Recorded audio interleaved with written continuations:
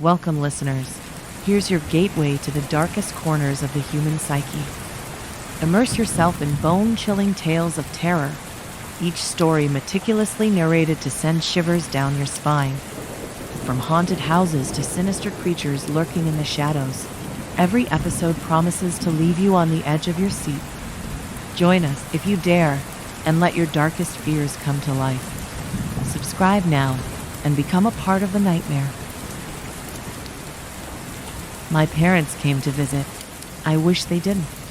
To put it plainly, I have no idea what the hell is even happening anymore. First of all, my parents called me the other day to let me know they're coming to visit this weekend. Sounds normal, right? Well, it would be if my parents hadn't died in a horrific car accident with a semi-truck last year. Yesterday, my little brother called me. He sounded incredibly unnerved about something, so I asked him what was wrong. This monster has been following me around since Wednesday. At first, I didn't believe him, but I asked him to describe the monster anyway.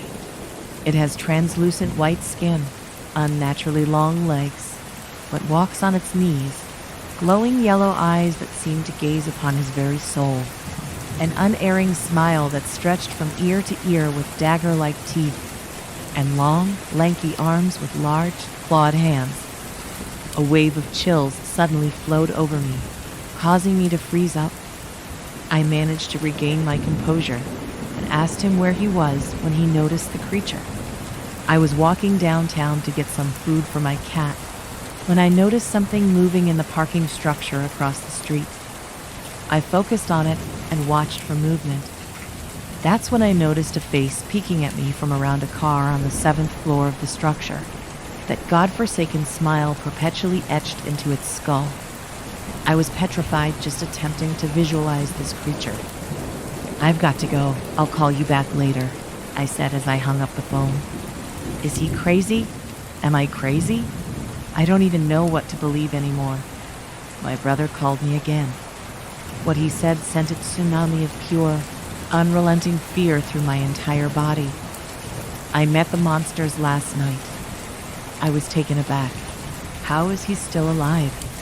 What happened? I asked him. When I finally fell asleep last night after hours of tossing and turning worried about the monster, I was quickly awakened by a scraping sound. It sounded like nails on a chalkboard and sent goosebumps down my arms. I lurched forward in my bed to find the source of the sound. I looked to the window, only to see those piercing, yellow eyes staring back at me. I was frozen with primal fear, the most powerful emotion of all, as it slowly slid one long claw under the window and opened it. I was paralyzed as it crept through the window and into the room with me. I saw my life flash before my eyes as the monster outstretched its lanky arms toward me. I thought it would simply reach into my chest and tear out my still beating heart. I was surprised when the monster gently scooped me up into its arms. It cradled me like an infant as it crept back outside through the open window. As we crept towards the forest, the creature pushed itself off of its knees. It now stood at its full height, well above the treetops. It strode through the forest with an elegance not befitting a creature of its appearance. As it cradled me, it began to sing one of the lullabies Mother used to sing to us at bedtime. Its voice was that of a beautiful woman, but much more eerie.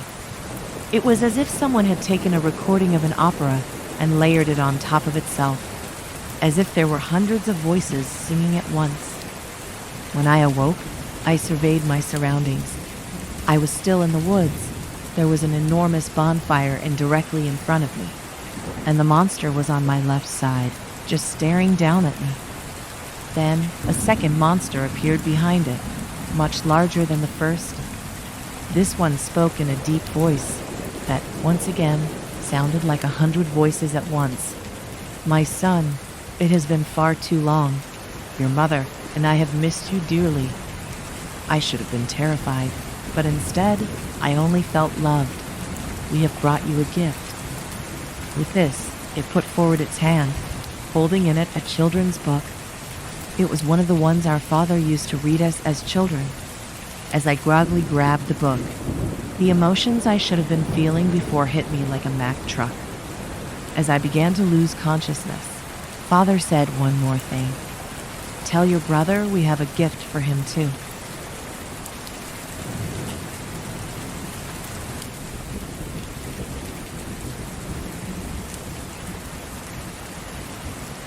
A Wendigo broke into my house. Before I begin, I'm a 16-year-old male. About 3 years ago, I was in Virginia visiting family over summer. We were right outside the DC area and staying in a 2-story house near the freeway. On the other side of the freeway was a forest, so my mom, her boyfriend Eric, and I were all staying with Eric's parents. We had brought some night vision binoculars and decided that tonight was the perfect time to use them. So after dinner, we gear up and head out. We pass under the freeway and head into the woods. When we get about 5 minutes into the forest, we set down our bag and take out our binocs. My mom looks around with them for a while, seeing a few squirrels here and there. She gets tired of them and passes them to me. I look around for a while, being careful not to look at the freeway for fear of being blinded. I spot something behind a tree about 50 feet to our left. I concentrate on it, trying to figure out what it is. It looks like a pale, bald, anorexic man looking straight at us from behind the tree. I get a bit uneasy, but I'm hesitant to believe it's really there. I ask Eric to take a look, just in case. To my despair, he sees it too. He describes it much the same way I did. Now, Eric is a former amateur boxer, and I train MMA almost every day. But neither one of us wants to stick around with that thing. We start heading back to the house, crossing under the freeway. We take another look behind us as a car comes by. All 3 of us see glowing eyes lit up by the headlights on the other side of the freeway. We say, "Fuck that," and head back to the house. When we get back, Eric's parents are asleep, and my mom and Eric go upstairs to the guest room. There's only one guest room, so I have the couch downstairs. I'm a little too excited after seeing the thing in the woods, so I end up staying up all night. Around 3 a.m., I'm watching TV and start hearing footsteps above me. I immediately remember our earlier encounter and panic a little. I try to calm down and tell myself it's just one of the dogs or maybe someone who couldn't sleep. I keep hearing the footsteps for a while until I hear a doorknob jiggle. I find it weird that they're trying to open a locked door, but try to ignore it. They stop, walk around for a few more minutes, and then it's quiet again. I stay up until the sun starts coming up and then pass out. My mom wakes me up, and I remember the footsteps from the night before. I describe what happened and ask if one of them got up at any time. She says no, and I think it must have been one of the dogs. That is, until she tells me the room above me is the office. No one was in the office, and the door stays locked at night. My heart sinks as I piece it all together.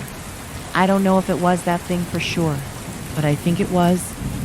I've done a lot of research since then, trying to figure out what that thing was that night.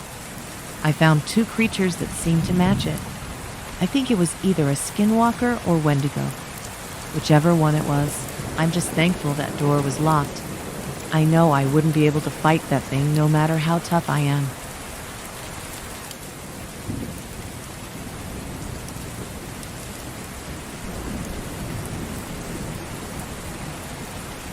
Camping horror story. A little background story.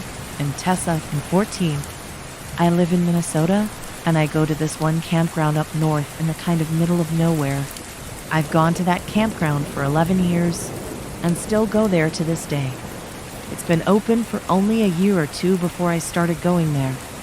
My mom is really popular there. We know everyone. They always are having a party or staying up till 1 o'clock drunk as fuck. This particular night haunts me forever. Me and my friend Chloe were best friends. She was the shy brunette, and I was the wild blonde. She always had this thing where she never liked sleepovers. This one night me and her planned on having a sleepover in a text outside her actual camper.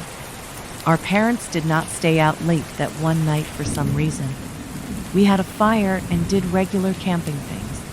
It was about 1 when we decided to go in this shower house with showers and bathrooms. It was one of the best campgrounds in North America. It's a fact, not my opinion actually. So we were in the shower house planning to just hang out because the shower house and the lodge is the only place that has Wi-Fi. My data does not work because it is in the middle of nowhere. So we plan on staying there till 3 a.m. We are at about 2 a.m. and we need chargers. We go to her camper and grab our chargers, and on our way back, we're outside the door for some air before we go inside.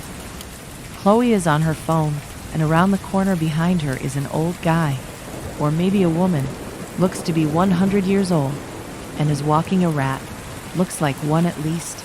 I scream and tell her what I see, and the guy has a crazy smile on him. We run as fast as our long legs let us about 2 steps till we get inside.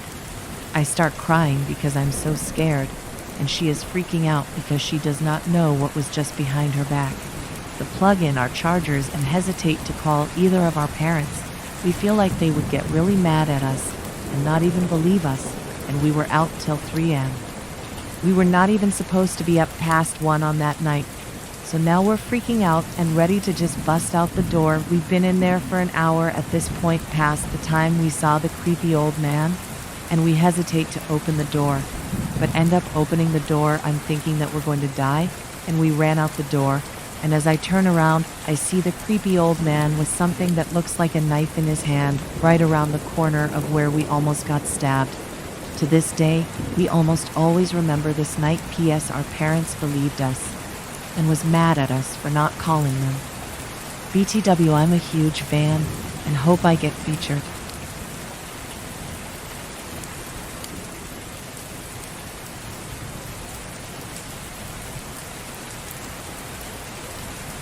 That's not me. That wasn't me. How many times do I have to say it? David Chambers grievously massaged his eyelids and slumped back into his chair. What was the point of this? The sheer number of times recounted the story gave him a throbbing headache. David, calm down, Dr. Olivia Shepard instructed with a maternal-like stoicism and serenity. Think with your head. You were caught on camera. Who else could it have been? David grabbed the cane next to his chair and shook it violently. Beats me. I am not good with names, but faces, I know those. And I am certain that was my fucking clone on the video. Dr. Shepard grew confused. She leaned forward in her chair and focused her eyes on David as she adjusted her curved, studious-looking eyeglasses. Just breathe and start from the beginning, she instructed. You think I'm crazy? Of course not. David began the long, hellish walk down memory lane. Each nightmare was worse than the other. I first saw him about a month ago. Dr. Shepard jotted down notes as he spoke. What did he look like? David glanced over at an old TV and VCR, sitting between him and the doctor. That was new. Hey, what's this for? He asked. Later, David. Come on now, try to stay focused. No distractions. What did he look like? I told you it was me. He recalled every detail of himself that came to mind. His cold gray eyes, long and ovate face, square chiseled jaw, his tall thin build, and his short top, black hair, with a cowlick that poked up just above his left ear. Dr. Shepard raised her hand that was holding her pen, signaling for this traffic jam of a conversation to come to a halt. Let me stop you right there. In our last session, you mentioned the cowlick being on the other side. David stopped and thought to himself for a moment. I did. Everything was reversed. We even dressed the same. Did he have a cane too? No, he didn't. See? Good job. There you go. With what? He smashed his cane against the wall. It's the same bullshit every session. How many times do I gotta repeat myself? As many times as it takes, David. Her voice had turned from a caring mother to chastising school teacher. As long as it takes to help you understand that there is only one you. Did I ever tell you I was a twin? She sighed. In just about every session. He died when you were 11 years old. Enough with the conspiracy theories. Focus on the present. She glanced down at David's legs. They were anxiously fluttering about, the right leg in particular. How have you been feeling? Okay, I suppose, he answered. Are you taking your medication? The Abilify? It's not my favorite thing in the world, but I choke it down. What about exercising? David said nothing. He shrugged his shoulders and slumped a little lower into his chair. Now we talked about this. With sarcopenia, you gotta stay as active as you can. Physical activity does the body good. Releases endorphins to help make you happy. Not to mention the mental benefits. Yeah. Is this what you get paid $6 a minute for? To teach me shit I learned in health class. Tell me something I don't know. Dr. Shepard had the wit of a loaded 6-gun. She quickly fired back with a snappy comment. If you used your gym membership instead of ogling girls in yoga pants for $60 a month, you might land a date with one. Wouldn't a social life be nice? That was a low blow. In his physical prime, David had a build that was the living interpretation of Michelangelo's statue of David, and his James Bond-style good looks made him popular with the ladies. Now, it was all being taken away from him, all because of an advanced case of sarcopenia, a word he never heard before and could hardly pronounce. Now a scrawny, withering body rested where perfectly toned arms and a 6-pack of abs used to call home. I was just on a date not too long ago. You know that? He snapped back. That was when I first saw him. Who? And me, the other me. Let's talk about that night again. I'd rather not. He tried to think of any excuse he could to get out of this. Time's up, anyway. We have plenty of time. Talk, and don't waste it. David shut his eyes and tried to remember everything he could. Each deep breath he took propelled another part of him back to another time.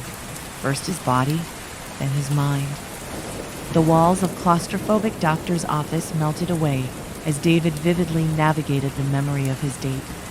A couple weeks prior, David had a date with Allison Graham, a lovely young soul he met the way most people do in this age of technology, through a cell phone. After 3 weeks of chatting through video calls and text messages, the pair had finally agreed to meet. It was to be a delightful dinner for two at the quaint Ristorante di Specchi. This was the first date that David could remember being on for some time, and he would bring his A game. Even though he didn't have the body of an athlete anymore, he maintained an unfaltering pride and made sure he looked his best. He arrived at the restaurant 15 minutes early, dressed in a Spanish gray 2-piece suit. He tugged at the collar of his white shirt, trying to breathe. The slim fit and the material of the suit made him waver and itch with anxiety. Clutching his cane in his hand, he lurched his way over to the bar and ordered a scotch and soda. He took small, deliberate sips from the glass and periodically glanced down at his watch. The agreed-upon meeting time came, and still, Allison wasn't there. He took one last gulp from his drink and beckoned the bartender to order another.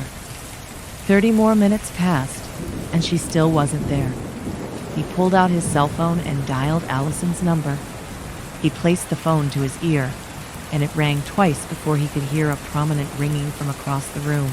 Over the dull, mundane chit-chat of the other patron, looking around to determine the source of the noise, David could see a lone woman sitting at a square table, draped in a tablecloth with a dimly lit candle decorating the center.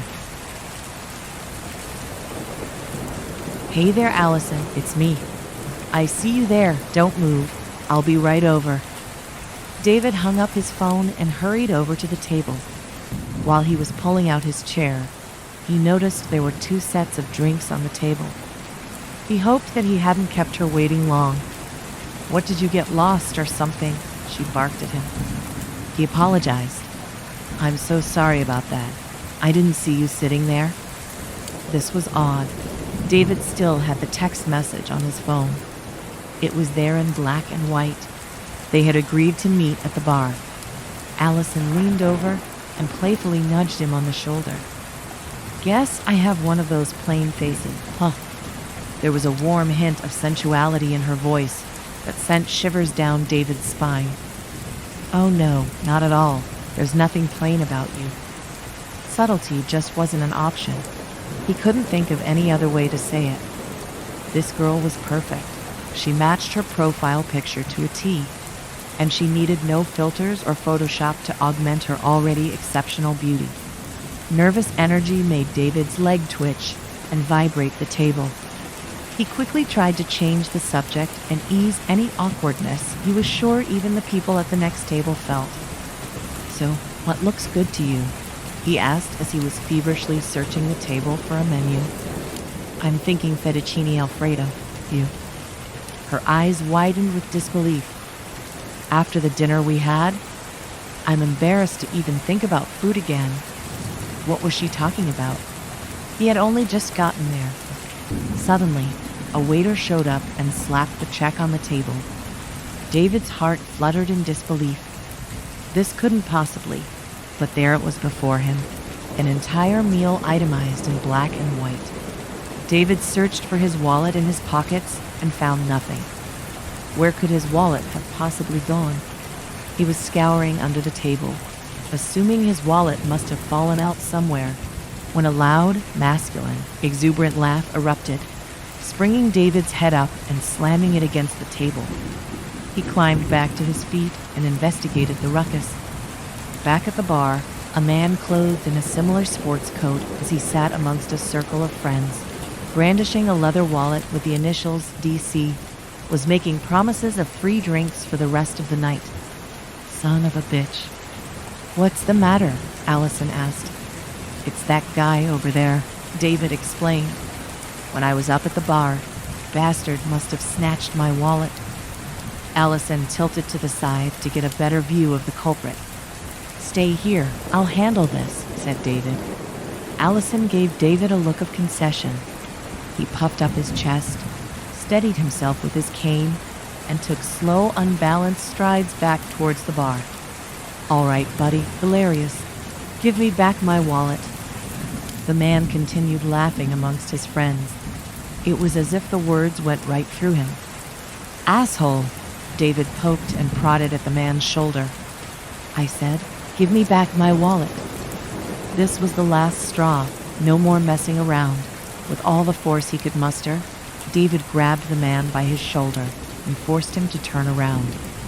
He had a ferocious look in his eyes, ready to clobber the thief who had taken his wallet, and with it, his hard-earned money. David's rage turned to astonishment when the pair locked eyes. Looking back at him was none other than himself. What was going on here? A deafening silence overtook the room. He was staring into a mirror. Every blink, every facial tic, this person could match David with internet speed precision. It didn't stop at the face, though. His double could perfectly mirror any movement he preconceived. Suddenly, the look-alike let out a devilish smile, showing its first signs of life as a separate entity from David. He slid David's wallet into his coat pocket and gingerly slapped him on the shoulder, as if to say thanks for letting him borrow it. He gave David an imperiling wink and casually headed out the door. Sound and life itself finally returned as the humdrum conversations of customers flooded the airwaves once again. Hey, stop! Where do you think you're going? David was at pains physically and mentally. His bummed leg had rendered him unable to pursue the man. He was only just out the door while the man was already turning the corner at the end of the block. Leaning against a light pole to ease the pressure on his leg, David huffed and puffed. Sweat and tears poured from the face of a startled man with a bruised ego. A nice date with a lovely lady had devolved into a disaster, seemingly almost before it began. Now, to make matters worse, There was someone running around almost identical to him. David peered into his wallet. Everything was there save for a few bucks and his driver's license. "Excuse me, sir, is there a problem?" A voice called out. Allison and one of the restaurant waiters had come rushing over to the light pole. "What's the meaning of this?" "Did you get him?" Allison asked, concerned. "The son of a bitch got away from me." David lowered his head in shame. "What's going on?" The waiter wanted answers. "Do I need to get the police involved?" "Maybe you do," Allison snapped. "Someone tried to rob my friend." The waiter pressed on with questions. "Did you get a look at the guy?" "Yeah, he looked. It was." David thought long and hard before proceeding. The sundry aroma of scotch and soda still emanating from his breath would do nothing to add to his credibility. Holding his tongue seemed to be the best and only option. David opened his eyes and reality slowly filtered through his senses again. That night had turned back into just a memory, and he was back in the comfort of Dr. Shepard's office. "Go on, what else happened?" the doctor asked. I told them the guy threw my wallet down and ran off. That I really couldn't see his face? What was I going to say? Excuse me. But that guy who looked exactly like me, that wasn't me. Now, if you don't mind, I won't be paying for the meal my date swears we ate together, or the drinks a bar full of people saw me buy. Did you call the police that night? I didn't want to draw any attention to myself. I needed to figure out what exactly I saw. Dr. Shepard scribbled notes. So you didn't initially believe what you saw. I was drinking. I figured maybe I saw someone dressed like me, and my mind was playing tricks on me. What made you think otherwise? David tapped his cane against his leg and thought to himself. About a week or so went by and everything seemed cool. Then one day I was grocery shopping and it happened again. You saw him again? Not just me. Other people too? David's stroll down memory lane continued. It was 10 days after the first encounter. The whining buzz of an electric scooter echoed down the frozen food aisle of an MP food store. A medley of foods and snacks occupied the front cart. There was just one more item that David needed from here, a can of chili placed just out of arm's reach. Seeing no other option, David asked a woman passing by for some help. Excuse me, ma'am. His arm extended out towards the canned chili. Can you give me a hand, please? This weather is murder on my knees and my back. A thunderous clang erupted as the canned goods slammed against the cold metal of the cart. He hadn't expected the woman to be so forceful. Thank you, I suppose. He was unsure of what else to say. Yeah, whatever. The woman turned and started angrily storming away. A faint whisper floated down the aisle. Asshole. Excuse me? Asked David. She continued moving away, ignoring him. What the fuck is her problem? The scooter beeped as David threw it in reverse and looped around to the other aisle. An elderly woman and her giant shopping cart blocked the path. Hey, would you mind just moving your cart over a little? The question went unanswered. Just a smidgen. Nothing. Perhaps she couldn't hear. The wheels on her cart whined and hissed, moving at a snail's pace. Son of a bitch. How could he get her attention? Looking down at the settings on the scooter, he turned one knob. If she couldn't hear him, perhaps a gentle nudge would get her attention. The knob clicked and set the new speed setting. David gripped Scooter's handle and twisted. The scooter violently nudged forward. That was faster than expected. The elderly woman cried out in pain. A mixture of flesh and metal plummeted to the floor. The aisle flooded with milk, broken eggs, sodas, and a variety of foods and beverages. I'm sorry. I didn't think it would go that fast. The woman who had helped David in the previous aisle came rushing over. Mom, are you okay? She helped the old lady to her feet These two were mother and daughter. It couldn't get any better. "That asshole smashed into me," she cried, tears streaming down her pale, wrinkled face. The daughter turned her attention over to David. "You again? Oh, crap. If assholes like you wouldn't take all the scooters and left them for people who needed them, this wouldn't happen. I need this just as bad as anybody else," David protested. "I have leg and back problems, damn it." He hated when people assumed his health went hand in hand with his youth. Many people have problems not so obvious. A plethora of people filled the area to investigate the incident. One worker recognized David. "Ah, geez, not you again," the worker shouted. "That's the third time this week. You know you're not allowed in here. Get on up out of the scooter." What in the blazes was he talking about? "What do you mean? I have been buying my food here for years now," David asserted. "We have you on camera. Someone escorted you out of here multiple times," the worker explained. "This is the last straw. I'm calling the police." While David was being escorted out of the store, he caught a brief glance of another man in a checkout line, a few spaces down. There he was again, that mirror image of a man who had shown up on his date with Allison. Once again looking and dressing the same. He chuckled and gave David a playful wave goodbye as the man he copied was evacuated from the premises. And here he was now, seeing a court-ordered shrink and charged with disturbing the peace. Never in a million years did he imagine his life would have turned out this way. Dr. Shepard put down her notepad. There was nothing else to say. "I want to thank you for taking the time to talk through all this with me, David," she said. "I think we're really making progress." "How so?" he asked. "Well," she explained, "to start, I think your grasp on reality has gotten better."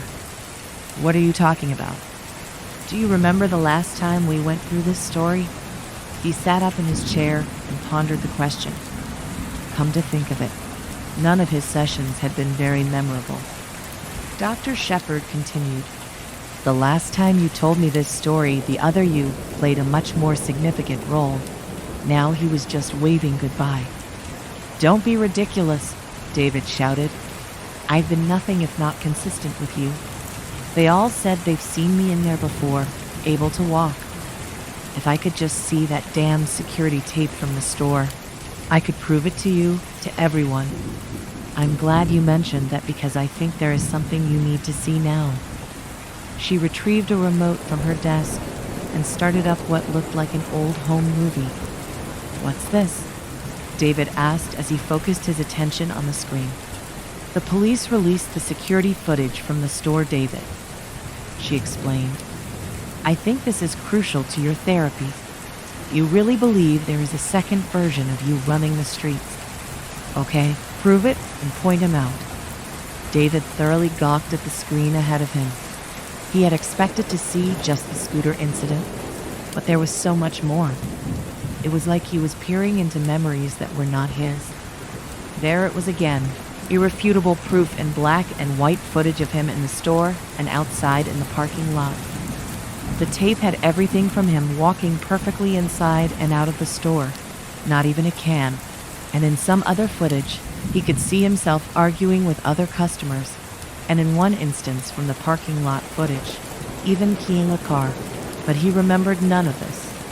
The date of the last bit of footage flashed across the screen. He remembered this crystal clear. This was when he got escorted out for knocking the old lady down with the store's scooter, and the footage had a perfect view of all the registers. Here it came, the moment of truth.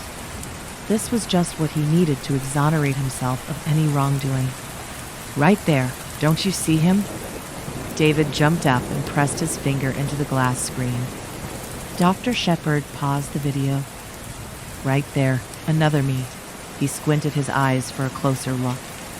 The ancient VHS tape flickered in and out of focus. What? David's jaw could have crashed right to the floor if muscle and bone had not supported it. On the tape before him was nothing more than an empty checkout line. Dr. Shepard helped him back to his chair. Don't you see now? It's just you. It always has been. He had no words left in him. He thought for sure this was it, that he would finally get the exoneration he craved. He wanted to believe so badly that there was another explanation. Maybe there was another him, or maybe this all was one elaborate prank. He wept, and the doctor handed him a box of tissues. We need to stop now because this is a lot to process. I understand how hard and scary this must be for you, but I want you to know how proud I am of you. These tears are telling me you're ready to accept reality for what it is, and the real healing can begin. He still refused to speak. Okay, now, I want you to double your dose of Abilify. I'll see you again next Tuesday, and after a month, let's see what happens. Do you understand? The most he could do was nod his head. He got up and turned to walk out of the office, leaving his cane. He didn't need or want it anymore. Outside of Dr. Shepard's office, David sat in his car trying to process his latest discovery. The rain beating down on his car perfectly matched his emotional state. The car pulled away, but he noticed that there was a silhouette of a man in his backseat. He slammed on the brakes. The silhouette leaned forward, revealing a face, David's face. The two locked eyes in the rear-view mirror. Enough of this. David pushed through his anger and anxiety. Who are you? And for the first time, the other man spoke. The other half of you. Thinking quick, David locked his doors and threw the car into drive. The man flew back into the back seat and struggled to climb up from. He was just about to grab the steering wheel from David when he slammed on his brakes, sending the double flying through the windshield. How could anyone deny this? A broken windshield and the body to go with it. The double laid out on the street flat was aboard for a few seconds. With the vigor of a dead bird, the man staggered back up to his feet and limped away. It all happened before David could realize what was taking place. First the sound of a droning horn, and then the sight of a body flying high in the air as another car passing struck it. Suddenly, the view had all changed for David. He didn't know who he was or where he was anymore. One moment he was in his car, watching his mirror image fly through the windshield, and now he was face down on the street, eviscerated by shards of glass and concrete that had torn into his skin. Blood had shot from his mouth like a fountain, and his vision grew blurry. Before he lost consciousness, he could faintly hear the other driver. Oh my God, man, what were you doing? You came out of nowhere. Don't you wear your seatbelt? Everything went black. Approximately 1 week later, there was a memorial service in David's memory, with Allison, Dr. Shepard, and a few others in attendance. At the end of the service, the priest said a few words on David's behalf, and now we say goodbye to this brave young man, who after years of dealing with schizophrenia, may now rest easy in the long arm of our Lord. May he rest in peace. As the priest spoke, those in attendance whispered back and forth, discussing David and the many ways they knew him. He was such a fun guy to go out with, loved to eat. The guy was always ready to buy a round of drinks and get the party started. A little dramatic at times, don't you think? Maybe a bit harsh sometimes. That was him.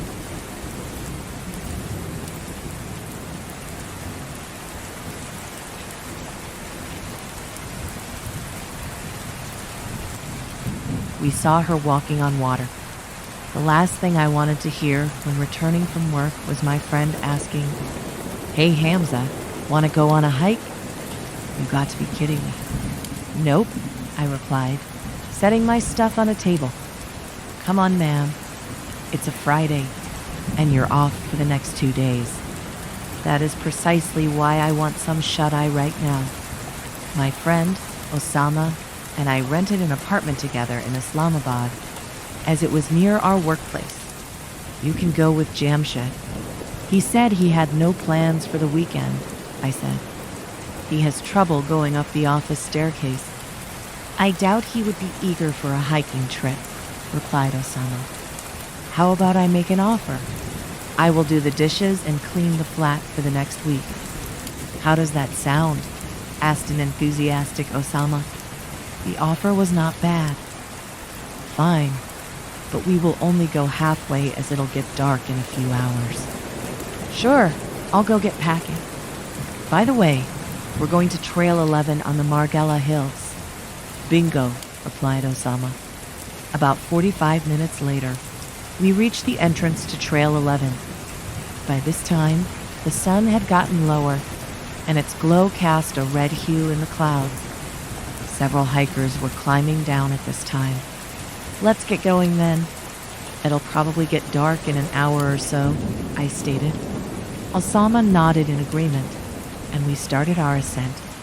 As we made our way up, I couldn't help but notice that we were the only ones going up. Everyone else was descending from the hills. It made sense, as it was not recommended to hike in the dark, as visibility gets poor and you are more prone to injury. That excludes the fact that wildlife gets more active at night. There were a few reports of leopard sightings in the area. However, that was about it. 40 minutes into the hike, we reached a clearing where a small stream flowed from the adjacent hills and crossed the path in front of us. We should head back now. The sun is getting low, and it'll be dark in a few minutes, I said. Just a little further, pleaded Osama. Why? We have reached the halfway point. I know, but just a little further. Fine, I sighed. We climbed a little further, with Osama guiding the way. We slowly took out our flashlights as it had gotten dark. Osama, it's too dark now. Let's turn back, I said. I see it, exclaimed Osama as he darted towards a row of trees. Once I caught up, Osama showed me the reason for the hike. In his hands, he held jacaranda flowers, which he just plucked from the trees. So, there's this girl in my office who just joined. I really found her cute and found out she loves the color purple. I remember seeing these flowers the last time I hiked here and thought this would be the perfect gift for her. That is so you, my friend, I said as I gave him a playful shove. If Romeo is finished, can we please head back now? Yep, I have got what I wanted. With that, we started descending the hills. Pretty quickly, I saw the stream which we had passed earlier. Suddenly, Osama caught my shoulder. What's wrong? You need more flowers now? I asked, looking back at Osama. However, his expression was serious. He pointed towards the far end of the stream, just as it flowed downstream. Look. I followed his finger and was surprised to see a person standing at the edge of the stream there.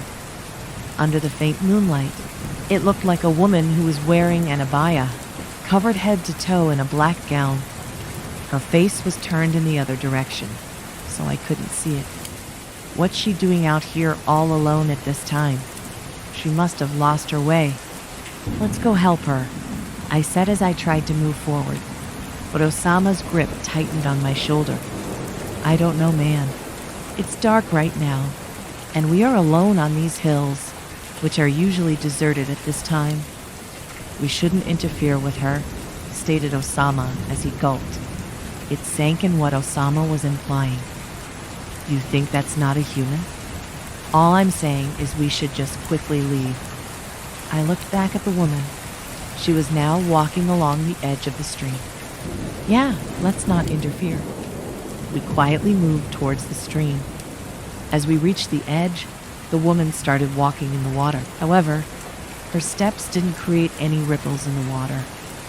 It was then I noticed that she wasn't walking through the stream. She was levitating on top of the surface.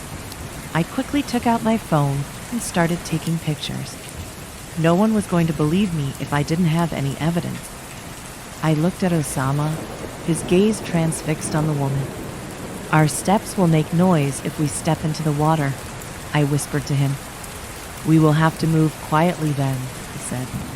I cautiously took a step in the water. The water was cool, and only reached up to my ankles. "Let's move," I said.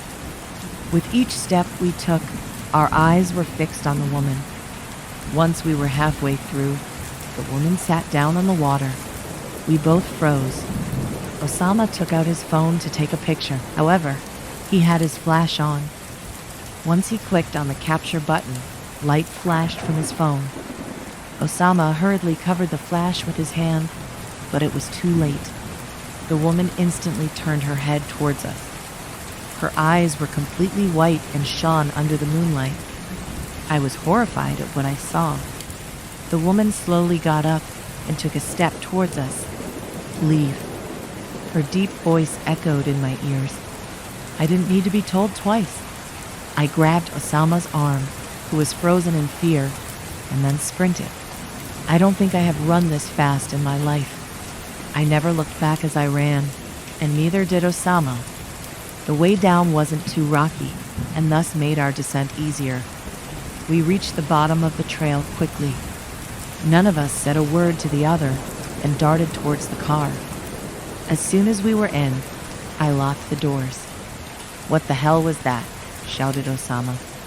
"I have no idea, but I think that was definitely not a human," I said, shivering at that thought. Osama took out his phone. "Let's see the pictures we got. People will definitely believe us when they see these."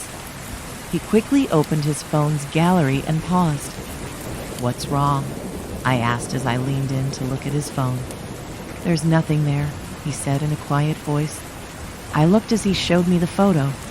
He had captured the stream clearly. However, there was no woman in the picture. I took out my phone and went through the pictures I took. Sure enough, not a single picture I took captured the woman. The woods have eyes. I bet there's a lot of readers that may love to go out camping like I do, right? Well, with this story I'm about to tell, it changed my way of camping forever. It started on a hot summer with some friends on a camping trip in the woods of Florida. Yes, you can camp in Florida also, folks. Anywho, we get to our destination to camp. As we're still on the road to the site, we came across an entrance that was blocked off saying, "Stay away, no trespassing." I pointed out to my friends that entrance and what a mistake that was, because they are the most curious people I've known. You tell them not to go there, and they will go anyway. So we arrived at our destination, and as soon as we got off the truck, they insisted to investigate the enclosed area and wanted me to tag along. I insisted not to, but they convinced me it'll be fun and exciting. So I thought, to my luck, they wanted to go after dusk. Here we are walking on the dirt road from our site to the closed road and hiked in. All I've noticed once entering the area were the trees. They seemed dry and white, like someone just sucked the life out of it. We kept walking and saw an abandoned campsite. We thought there could be some goods we can take back to our camp, but there is nothing to take. Suddenly we hear a deep voice saying, "Get out now." We looked around scared and couldn't see anything in the darkness. We obviously had a flashlight with us, but we're no good if we can't see the idiot trying to scare us. So we tried to backtrack back to our campsite and realized we were walking in circles lost. I was like, "Ooh, hell nah, I'm getting lost with these idiots, man." But yay, I did. Then another voice said, "We warned you, damn, give us a chance to get out. We are lost here, halloo.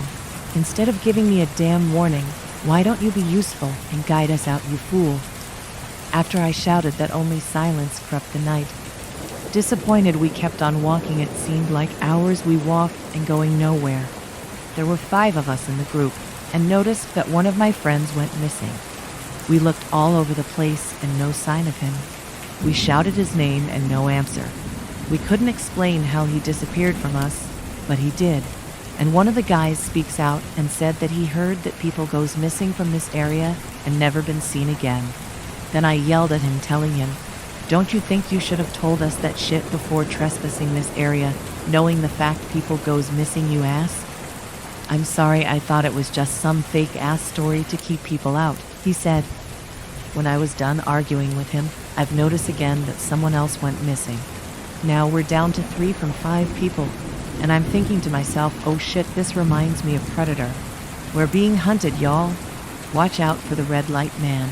It's a laser." Then we heard another voice said, "You can't escape from us." Chills came down my spine when I heard that, and kept on walking on the dirt road that we presumably thought was the path. But when we kept following it, there was a dead end with those trees in the way. Ugly white dried up trees. Looked carefully at a tree and told the guys I saw something move. And when looked close, it opened its eyes. I jumped and screamed like a bitch when I saw that, and asked the guys did they see that, and replied yes. We ran from it to the deserted campsite. That was the only thing we can get to, and figured out the problem were the damn trees. It seemed that they were alive for some reason. Didn't care how or why, I just wanted to get out of that area ASAP, and to top it of it was getting colder. Luckily, I had some matches to start a fire. As soon as I've light the match, a loud scream from all around saying, "Turn it off." So we came to the conclusion that these things or trees didn't like fire at all. So I thought, oh, your asses are so fucked, not bikes. We grabbed a lot of sticks from the bonfire where the old camping site was and turned them on. While the screams that came after we lit the wood on fire, it was like being in a stadium full of demons screaming in agony. And I screamed back saying, "Bitch, please, I haven't even touched you yet, pussies." We figured out since we have this fire, we should walk back on the dirt road and see if those trees would move, or we can just burn them for fun then. As we walked towards the dead end, the path was open. We started to run out until exiting the area completely. I know for a fact that no one other than us who has witnessed this event would ever believe us. But I'm glad to be alive and escaped with the 2 remaining friends. We mourned for the lost ones for a while and moved on. Please, if an area says don't enter, then don't fucking enter. There's a damn reason it's there in the first place.